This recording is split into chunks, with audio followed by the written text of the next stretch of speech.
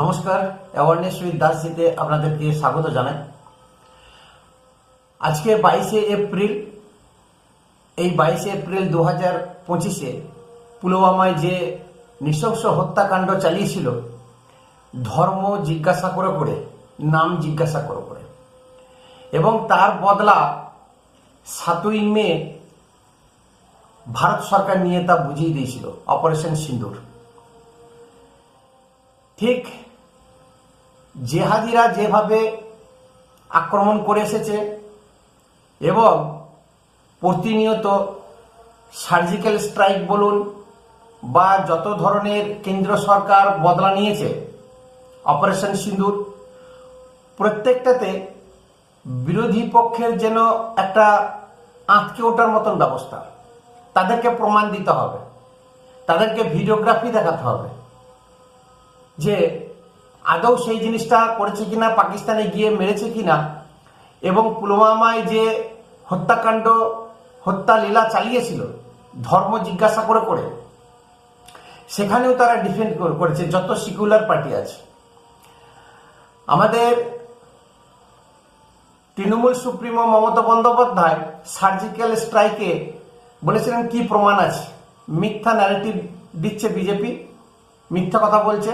তাই সেই প্রমাণস্বরূপ অপারেশন সিন্দুরে একদম গুনে গুনে ফটোগ্রাফি প্রকাশ করেছে ভারতের মিলিটারি, এবং পাকিস্তানের মিডিয়াতেও যে দেখিয়েছে, আর তার প্রতি কোনো সন্দেহ অবকাশ ছিল না।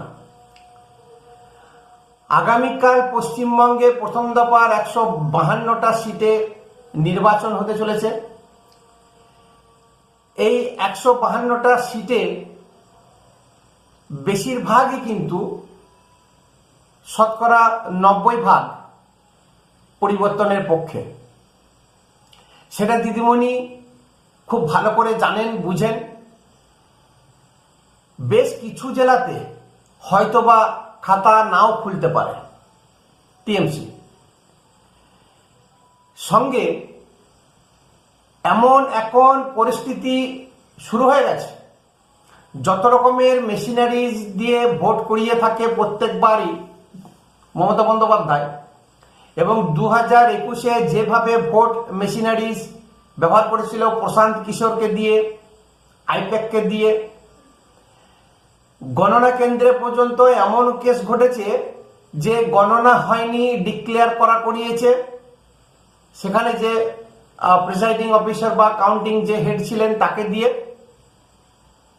বিজেপি অনেকে শুনে সেখান থেকে ঘুরে চলে এসেছিল এবং বহু বিজেপি এজেন্ট বিক্রি হয়ে গেছিলেন আইপ্যাকের কাছে বা টিএমসির কাছে, যার জন্য বিজেপিকে কিন্তু হাত ধুতে হয়েছিল, আরো সিট কিন্তু বাড়ত। এইবারে কিন্তু আশা করি সেই জিনিসটার হবে না। বিজেপিও যেমন খুব সতর্কতামূলকভাবে পা গুনে গুনে ফেলছে, কাকে রাখবে, কিভাবে থাকবে, এবং ওয়েবকাস্টিং হবে, নির্বাচন কমিশন বলেই দিয়েছে। কড়া পাহারার মধ্যে 294টি কেন্দ্রের যে বিধানসভার ফলাফল, তা মাত্র 87টি কেন্দ্র থেকে গণনা করা হবে, বা সেখানে বাজ পাখির মতো নিরাপত্তা, নিশ্ছিদ্র নিরাপত্তার মাধ্যমে সেখানে গণনা হবে।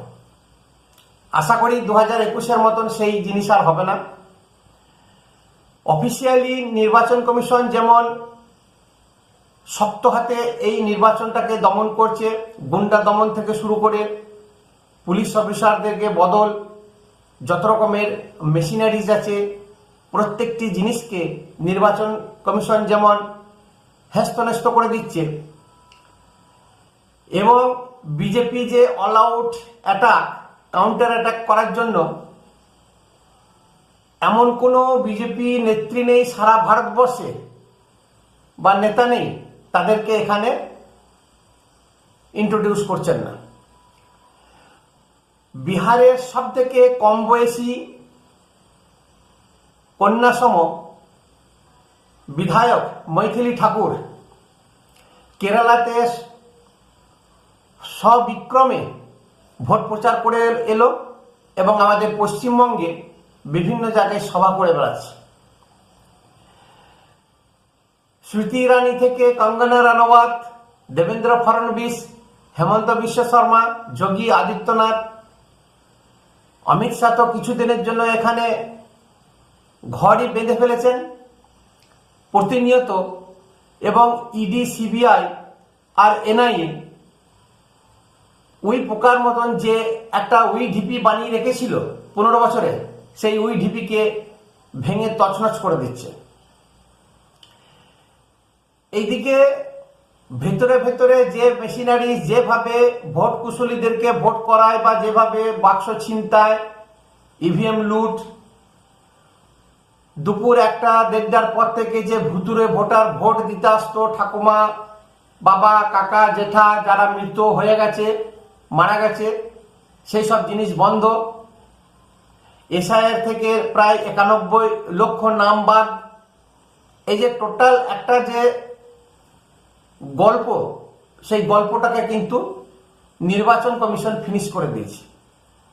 আবার ওই ঢিপির মতন যে রাজত্ব শুরু করেছিল, সেই ওই ঢিপিটাকে ইডি বুলডোজার দিয়ে ভেঙে দিচ্ছে, যার জন্য দিদিমণির খুব ঝাল, খুব জ্বলন। ছোট ছোট জিনিসে রেগে যাচ্ছে, প্রত্যেকটি জিনিসে মানে এমনভাবে বক্তব্য রাখছেন সভাতে গিয়ে। এখনো পর্যন্ত এত কাণ্ড হওয়ার পরে তার দলের কর্মীদেরকে এক এক করে ভেতরে গারদে ঢোকাচ্ছে। 2021-এ যে মার দাঙ্গা ফাসাদ হয়েছে, গণহত্যা, জেনোসাইড যতগুলো হয়েছে, মানবাধিকার কমিশন যে লিস্ট দিয়েছিল হাইকোর্টে, তার মধ্যে 800 জনের যে তৃণমূল কর্মী, এমএলএ, প্রাক্তন এমএলএ, মন্ত্রীর নাম আছে, সেই নিয়ে আবার একটা জনস্বার্থ মামলা হয়েছে। সেই দেখে এখন মোদির সভাতে জন উচ্ছ্বাস, জনসমুদ্র, যে কোনো বিজেপির নেতা কর্মী, নেতা নেত্রী, মুখ্যমন্ত্রী যারা আছেন, প্রত্যেকেই সভা একদম উচ্চ গম্ভীর, সেই 2011 সালকে মনে করিয়ে দিচ্ছে, যেমন মমতা ব্যানার্জি প্রথম এসেছিল যে বছরে। এই থেকে ওনার ঝাল লেগে গেছে। এবং শুধু তাই নয়, ঝাড়গ্রামে মোদি সভা শেষে যে ঝালমুড়ি খেয়েছেন, সেই ঝালমুড়িটা বা ঝালমুড়ি খাওয়াটা এত ভাইরাল হয়েছে, গুগলে সার্চ করছে, বলছে গত 22 বছরে কোনো একটা বিষয়ে বা এই ঝালমুড়ির মতন এত সার্চিং জিনিস কিন্তু বেরোয়নি গুগলে। ঝালমুড়িটা সব থেকে এখন হাইস্ট পজিশনে চলছে। সেই দেখে টিএমসির আইটি সেলে যত আছে প্রত্যেকে তাদের পিছন ফেটে যাচ্ছে, পিছন জ্বলে যাচ্ছে। মমতা ব্যানার্জি ওর মুখে তো যা আসে, প্রধানমন্ত্রী বা নিজে যে একজন মুখ্যমন্ত্রী চেয়ারে বসে আছেন, যেসব ভাষা বলা শোভা পায় না, উনি ভাবেন যে কালীঘাটের কলতলার ঝগড়া যেমন ছোট থেকে করেছে, সেই ঝগড়া এখনো পর্যন্ত ক্যারি ফরওয়ার্ড করছে। কাউকে মানুষ বলে গণ্যই করে না, ভাবেই না। নিজের ক্ষমতার উপভোগ করতে করতে এত ক্ষমতা লোভী হয়ে গেছে, সেই চেয়ার থেকে বা সেই ক্ষমতা থেকে আর নামতে চাইছেন না।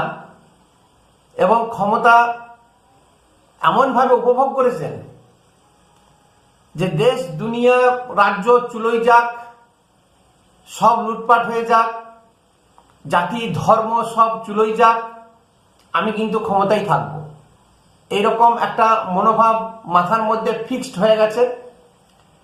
যার জন্য কথায় কথায় প্রত্যেকটি মানুষকে তিরস্কার, তীক্ষ্ণ মন্তব্য, জ্বলনধরা কথা, ভয় দেখানো, রেপ হলে বলে মেয়েটার দোষ ছিল, এই যে উল্টো পাল্টা মন্তব্য, আমার মনে হয় সারা ভারতবর্ষে কোনো মুখ্যমন্ত্রী, রাবড়ি দেবী কম শিক্ষিত ছিলেন, উনি কিন্তু এরকম ভাষা কোনোদিন ব্যবহার করেননি। সেই ঝালমুড়ি নিয়ে যত না জ্বলন ধরছে, আবার গুজরাট থেকে এবং ভারতবর্ষের বিভিন্ন প্রান্ত থেকে পরিযায়ী শ্রমিকদের জন্য যে রেলওয়ে দপ্তর ট্রেন প্রোভাইড করেছে ভোট দিতে আসার জন্য, এবং সভায় যত বাঙালি শ্রমিক আছে বা যেখানে ব্যবসা বাণিজ্য করতে গেছে, চাকরি করতে গেছে, তারা প্রতিজ্ঞাবদ্ধ যে কেন আমরা নিজের রাজ্য ছেড়ে ভিন রাজ্যে কাজ করতে এসেছি। এই অত্যাচার তারা শুনছে, দেখছে, বুঝছে। তাদের বাড়িতেও অনেকে অত্যাচারিত হয়েছে টিএমসি সমর্থক কর্মীদের দ্বারা। তারা চায় না, তাদের মান সম্মান পর্যন্ত লুটে যাচ্ছে, তাদেরকে জবাবদিহি দিতে হচ্ছে ভিন রাজ্যে। লজ্জায় মাথা হেঁট হয়ে যাচ্ছে পশ্চিমবঙ্গের যা অবস্থা। এবং তারা প্রতিজ্ঞাবদ্ধ যে এইবারে পরিবর্তন করবে। গুজরাটের যে বাঙালি অ্যাসোসিয়েশন আছে তার মধ্যে থেকে বেশ কিছু মানুষ যারা বড় ব্যবসাদার, অনেকে টিকিট কেটে দিয়েছে এখানে এসে সরকারকে পরিবর্তন করানোর জন্য।